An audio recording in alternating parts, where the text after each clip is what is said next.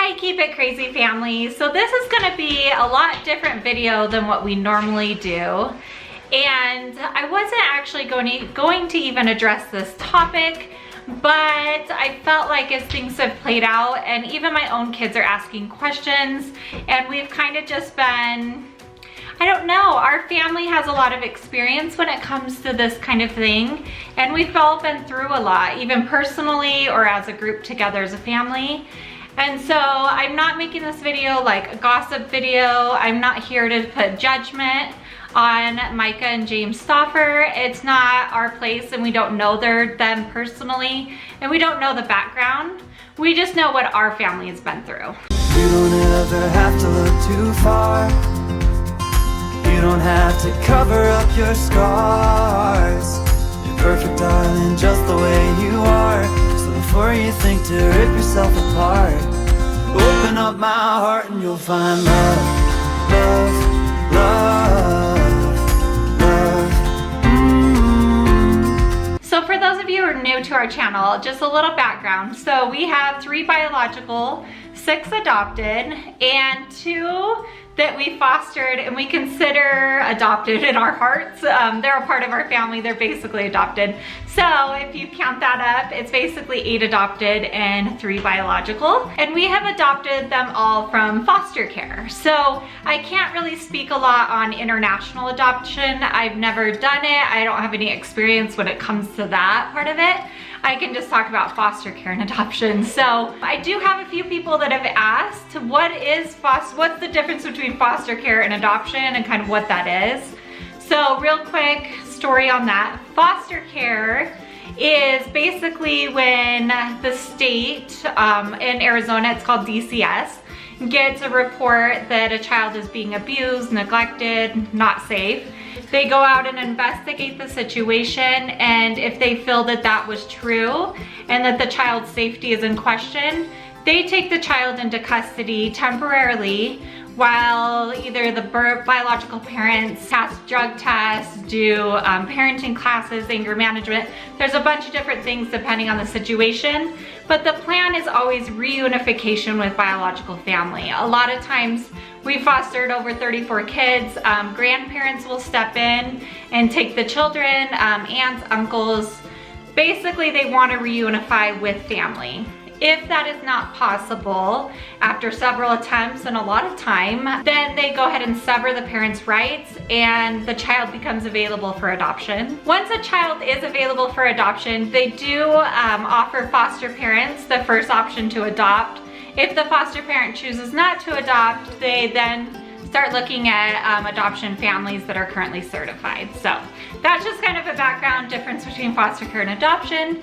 So on this video, I do have Alex and Hannah joining me. The reason why I have them joining me is because both of them were the Huxleys. Both of them have been previously adopted. Hannah was put into foster care at 18 months or around there and was adopted around 3 and placed back into foster care around 8 or 9-ish. We're not sure exactly of time frames. Didn't get hardly any information on Alex. So I think he was adopted around 6 or 7 and then put back into foster care around 10, 11, somewhere in that range. I don't remember. Do you remember? No. You don't remember? I was just a wee little lad. So they can actually speak from experience as far as being adopted and what that felt like and then being put back into the system. Want to address a couple of things when it comes to this whole situation. Huxley was autistic and had several other medical needs. This one's hard for me because I believe that when you adopt a child, when you sign that final paperwork, that's forever. It's the same as giving birth.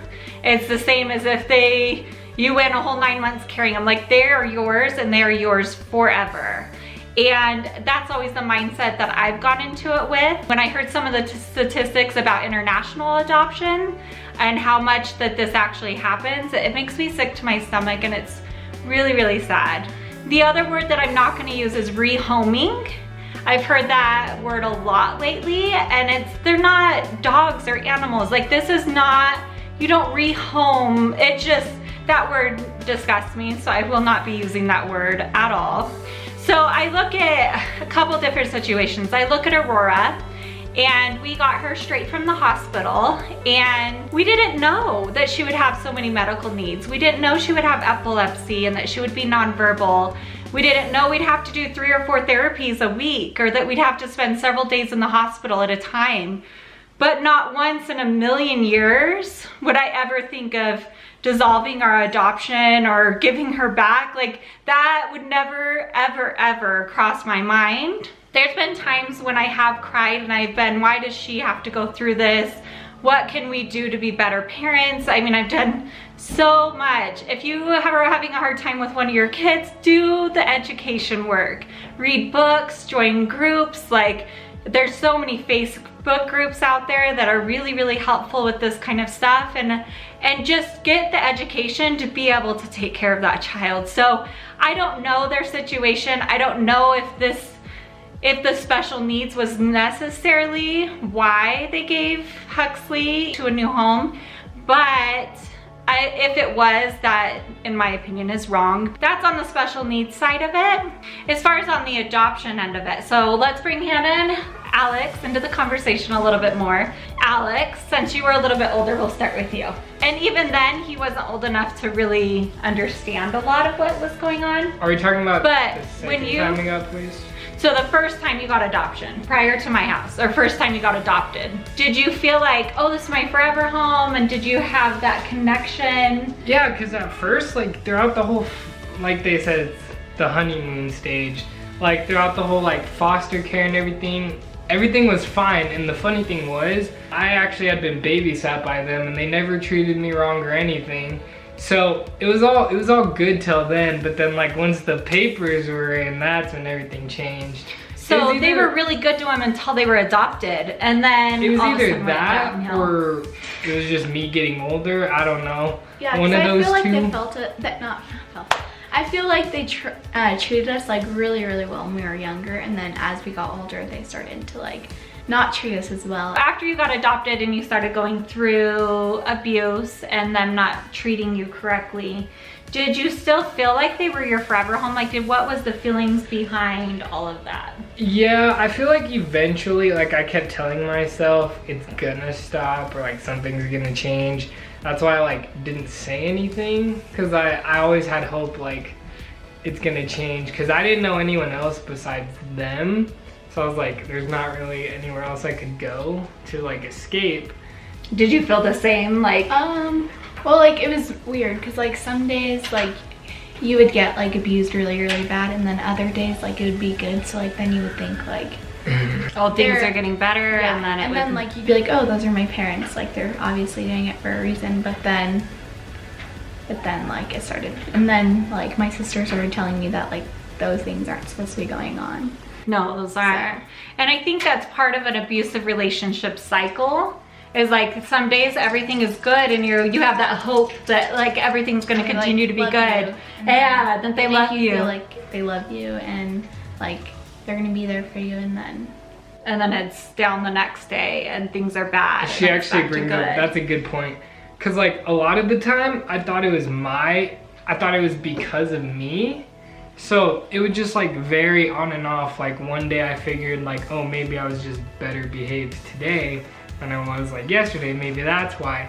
But then it was weird because even if I tried to behave, something would happen. Like it could be like one little thing, and it would just set it was just everything weird off. because they would also like take us to like Disneyland or like do these things, but yet like they would still abuse us. So like I didn't understand that part because they'd be nice, but then like mean.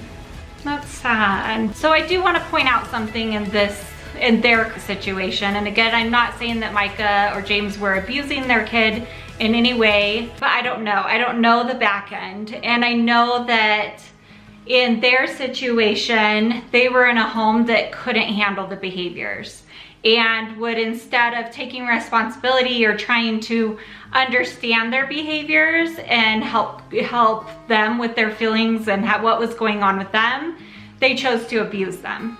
And if this was the case, you know, with Myka and James, maybe it was best that they find another home. And I would normally never ever say that, but I wish that their adoptive parents would have done that instead of abusing them for 6-7 years. and then putting them back in the system. Like, they should have done that a couple months in and been like, this is too much. And again, I would never say, once you sign those adoption papers, they're forever.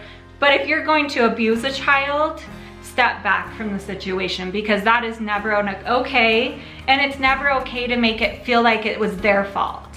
And still to this day, and the whole subject of their previous adoptive parents gets me really upset and emotional because of what they had to go through that was not okay. Not okay in any situation. In fact, the adoptive dad is in prison for 18 years for what had happened. But the adoptive mom didn't get justice. There wasn't justice served, in my opinion, there, because a lot of it is he said, she said, and there's no proof with stuff. So even to this day, she will say, we haven't talked to her, but Hannah's biological sister, Sam, has talked to her a few times.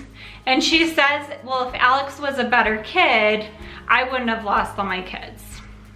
And that statement is so hurtful. And that statement is someone that just should have never had kids. You okay?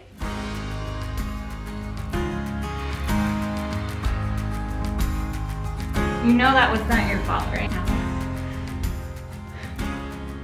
In that situation, it was not on you that they couldn't parent right. Just because you had special needs or you had different things going on from your past and your trauma that you had been through, that's not on you to take that responsibility and that burden. It just sucks that she says that it was only my fault when it was like, it was a family thing. Like, I'm not saying it was everyone's fault, but like, there's more to a family than just one person. There's a lot more to that. And there's a lot more to parenting than one person. Like that, you can't put, she's trying to place her guilt and shame on somebody else. And you can't take on that guilt and shame because that was not your fault. You had been through several, he had been placed in several different homes. He had had his younger sister and his older brother adopted and him put back into a shelter at that. Like, that's not your fault though. I don't want you to think your behaviors caused that. Okay? Yeah. And so this is one thing that I do worry for Huxley. And I wish I could like step in and just like save the situation, but I worry that he'll feel like it's his fault, or that he got used to having certain siblings and now they're not there anymore. And as you see, my kids are all really close with each other, and they were previously adopted with, what, 4 other people? 5? 4. 4? Yeah, it was just 4. And no, there are 2 younger ones. Yeah, there were 2 younger ones. so they have siblings in that adoptive home that they don't get to see anymore, and they don't get to have a relationship with. And that makes me really sad. So it's hard to know the situation. I do believe that there are bridges, and if the situations wouldn't have turned out how they were, they would have never been in my home and been my forever kids, which I'm thankful that they're my forever kids and that we all found each other. So I do believe that there are certain foster families that bridge that gap between adoptive parents and that. But I don't feel that you should ever even conceive a kid or adopt a kid if you're not ready to handle it, because you don't know what special needs are gonna come up. You don't know how hard or difficult, and it can be a biological kid just as much as an adoptive kid can have special needs. And it just makes me sad. The whole situation just breaks my heart. So what did it feel like when you had to leave your adoptive home? When DCS came in and took you to another foster home? Actually, you went to a group home, but. At the time, like, our adoptive parents weren't home, and it was just our grandma, and so like just these random people like came into the house, and then I started getting scared, and then I don't know, the whole thing was scary, and my sister was like, no, like, we're fine, like, you don't have to come in. She made us hide in the closets, and then they ended up finding us. And then they took us, and then we didn't understand like what was going on. And then they started asking us all these questions, and the whole thing was just really scary. So Like, did you feel like, okay, yay, the abuse is gonna stop? Or did you feel like, oh no, where am I gonna go? What's gonna happen to me? Like, were you more scared in that aspect? I was scared because I didn't want them to be mad and I didn't want them to come like hurt us. You didn't want the adoptive parents to get mad? Yeah. Oh, honey. Can I say my? Yeah, go ahead. So for me, I was actually in school when it happened, and I was more shocked that that they did get caught, like everything happened. Real quick, they did get investigated several times prior to 5 times. So they got investigated 5 times before DCS decided that the children were getting abused. A lot of the kids didn't tell the truth about what was going on because they were scared. We were told, like, tell them that we're a good, happy family. And so it just, like, it shocked me that there was proof and evidence that got us taken. But then I was scared because I was in school, I didn't even get to say bye to my friends because I didn't know what was happening. And the thing that sucked the most, I still remembered this, was I was on my way to lunch, and I told my teacher and my friends, I'll see you tomorrow. And then I didn't see them.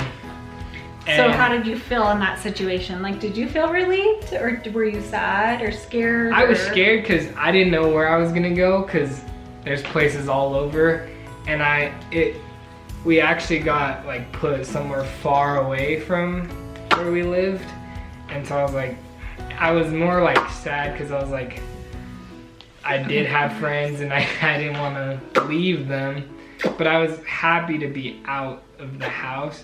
But I was scared that like there wasn't gonna be enough evidence, and then we were gonna end up going back, and then we were gonna be in trouble. But luckily that didn't happen.